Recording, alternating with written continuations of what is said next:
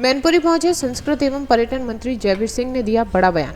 बता दें कि प्रत्येक शनिवार की भांति इस बार भी संस्कृति एवं पर्यटन मंत्री जयवीर सिंह पीड़ितों की समस्या सुनने मैनपुरी के सर्किट हाउस पहुंचे, जहां उन्होंने आई हुई समस्याएं तत्काल निस्तारण करने के मौजूद पुलिस एवं प्रशासनिक अधिकारियों को आदेश दिए। इसके बाद भी मीडिया से रूबरू होते हुए उन्होंने देश के हित में बड़ा बयान देते हुए क्या कुछ कहा, सुनिएगा। बहुत ही अहम व्यवहार है, क्योंकि आस्था के पे टिका हुआ बहुत सालों से लोगों ने ध्यान नहीं दिया। क्या कहेंगे? क्या ध्यान नहीं दिया? पहले लोगों ने ध्यान नहीं दिया, पहले की सरकारों की बात कर रहे हैं। देखिए, मैं समझता हूं कि भारत का हृदय, भारत की आस्था, भारत का विकास सब कुछ सनातन संस्कृति के आधारित है। आदिकाल से हमारी परंपरा, हमारा जीवन आदत, हमारे जीवन मूल्य, रहने खाने पीने जीने की कला संस्कृति सब कुछ सनातन से जुड़ा हुआ है। लेकिन तमाम हमले सनातन पे हुए, चाहे वो मुगल काल में हुए, अंग्रेजियत के हमले हुए। ये सनातन था, सनातन है और सनातन रहेगा, कोई नष्ट नहीं कर पाया। लेकिन उसको छुपाने की, दबाने की, भटकाने की तमाम कोशिशें होती नहीं। आजादी के बाद भी मुसलमान नारायण हो जाए, धर्मनिरपेक्षता पर सवाल न उठ जाए, कहीं कोई अन्य आरोप न लग जाए, या कह सकते हैं कि विभिन्न राजनीतिक दल जो सत्ता में रहे उन्होंने अपने को धर्मनिरपेक्ष स्थापित करने के ढोकले के फलस्वरूप तुष्टिकरण की नीति अख्तियार करने का काम किया। उसका परिणाम हुआ कि सनातन संस्कृति को लगातार आघात पहुंचता रहा। लेकिन हम बधाई देना चाहते हैं माननीय प्रधानमंत्री को, बधाई देना चाहते हैं माननीय योगी जी को, जिनके कार्यकाल में सनातन संस्कृति को न सिर्फ बढ़ावा देने का काम किया, न सिर्फ संवर्धन देने का काम किया, बल्कि विकास की यात्रा, लोक कल्याणकारी देश और प्रदेश बनाने की यात्रा और देश को एक नया ताकत आर्थिक रूप से, सामरिक रूप से बलशाली बनाने का जो प्रयास था, उसके साथ ही उसमें प्राथमिकता रखी गई कि अपनी संस्कृति, अपने जो विरासत थी उसके संवर्धन के लिए।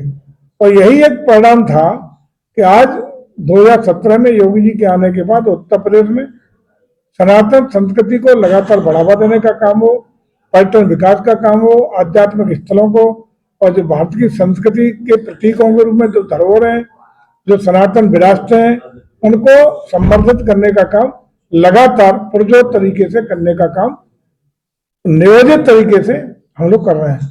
आरएसएस प्रमुख मोहन भागवत जी कह रहे हैं कि देश में राष्ट्रहित की भावना होनी चाहिए, तेरे टुकड़ों हो की भावना नहीं होनी चाहिए। वही तो है, वही जो मैं कह रहा हूं, उसका सार यही है।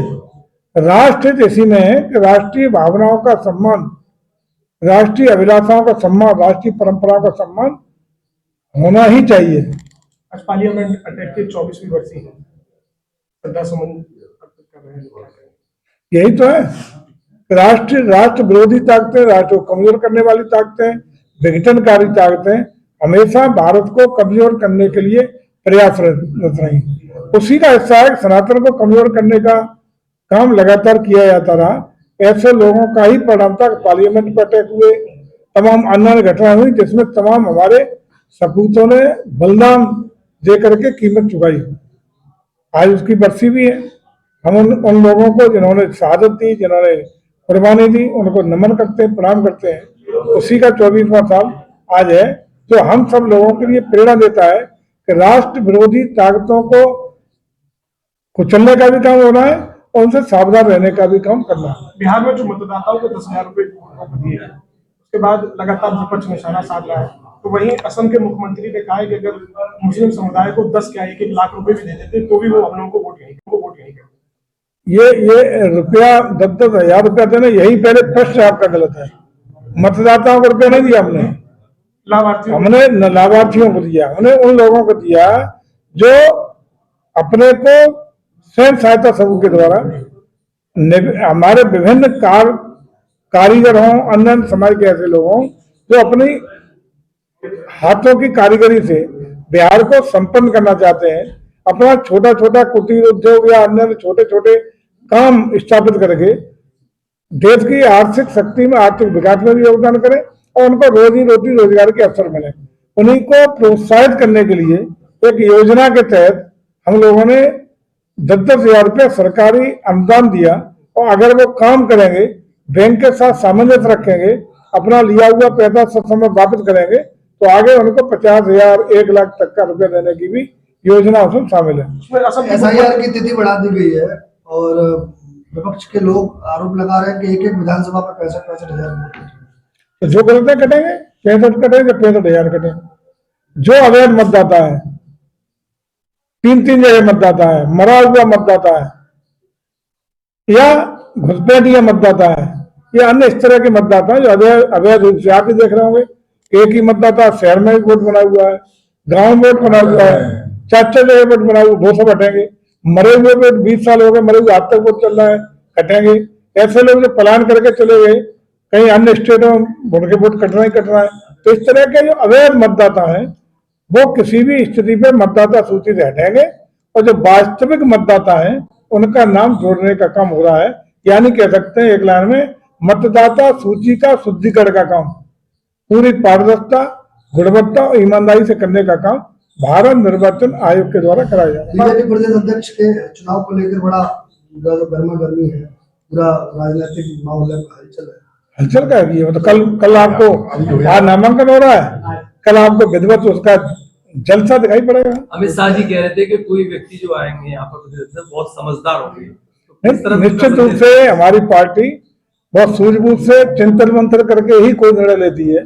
जो भी अध्यक्ष बनेगा वो प्रदेश के हित में, प्रदेश के हर तरीके से फिट पैमाने पर बैठने का काम करेगा और जो भी निर्णय हमारे शीर्ष नेतृत्व का होगा वो बहुत ही सफल होगा, हर दृष्टिकोण से उचित होगा। बंगाल के कृष्णा नगर में एक रैली में ये कहा गया कि अगर चुनाव के दौरान दिल्ली पुलिस बुलाकर के यहाँ महिलाओं को धमकाया जाएगा या उनके वोट काट दिए जाएंगे तो महिलाएं डरे नहीं, अपना जो पिछड़ का हथियार है वो आगे लेकर के चले और पुरुष पीछे खड़े रहेंगे। देखिए, इस तरह की बातें उकसाने वाली, हताशा निराशा में ही कोई राजनीतिक दल या कोई नेता कहता है। इसका मतलब उन्हें अपनी हार दिखाई पड़ रही है, तभी टीएमसी के लोग और टीएमसी के नेता इस तरह के बयानबाजी करने का काम करते हैं। अखिलेश यादव जी ने कहा है कि 2027 में हमारे चुनाव बनेंगे, तो अभी वहाँ 10,000 रुपए दिए हैं और यहाँ पर उत्तर प्रदेश में 40,000। देखो, 2 चीजें साफ है, वहां भी कहा था, इंडी गठबंधन के लोगों ने वहां भी कहा था, लेकिन बिहार के लोगों को पता था कि नहीं सत्ता में आने वाले हैं।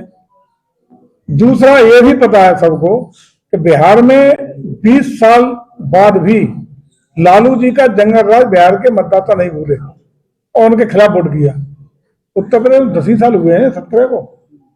उत्तर प्रदेश के लोगों की इतनी कमजोर याददाश्त थोड़ी कि भूल जाएंगे अखिलेश जी के 12 से 17 वाले काले कार्यकाल को, जिसमें गुंडई, जंगल राज, अपराध, जमीनों पर कब्जे, चौथ वसीली, महिलाओं पर जुल्म जाति अत्याचार, वन डिस्ट्रिक्ट, वन माफिया, भूले थोड़ा ही है। जब बिहार 20 साल तक याद किए